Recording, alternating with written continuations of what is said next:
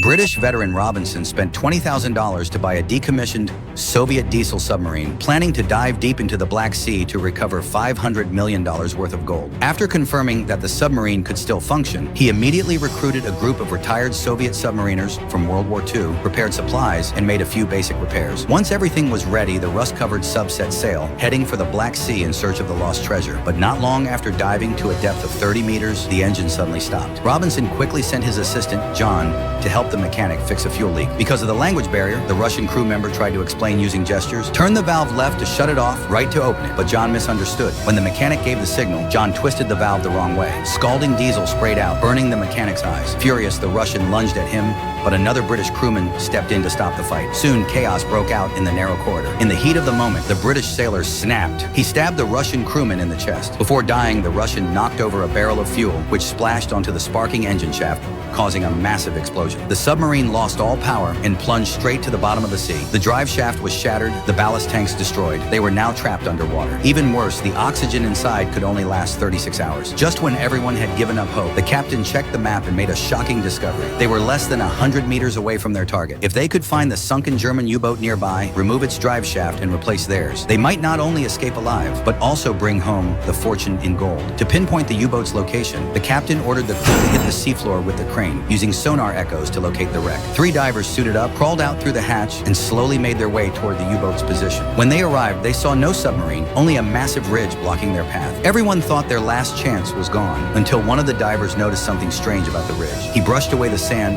and uncovered what was really beneath it, the long-buried German U-boat. They quickly entered the wreck, where they found not only the drive shaft they needed, but also stacks of gleaming gold bars. They detached the shaft, loaded the gold onto a small cart, and began hauling it back toward their sub. Meanwhile, Robinson's crew started the winch to pull them in, but the gold was too heavy, and the mud made it worse. The winch could barely move. Thinking fast, one diver slid several iron plates under the wheels to reduce friction. Finally, the cart began to roll. 10 minutes later, they managed to get the gold in the shaft back aboard. The mechanic installed the new shaft, and after a few violent shudders, the submarine finally powered back to life and rose from the seabed. Cheers erupted. They thought they were saved. But moments later, the control panel started flickering again. A British sailor tried to fix it, accidentally short-circuited the wires, and triggered another explosion. The sub began to sink uncontrollably once more, descending all the way to its maximum depth, 300 meters. The crushing pressure warped the hull, screeching metal filled the air, and then cracks. Seawater burst in through every gap. Everyone ran toward the rear compartment, but one British sailor, desperate to survive, slammed the bulkhead door shut, trapping the Russian crew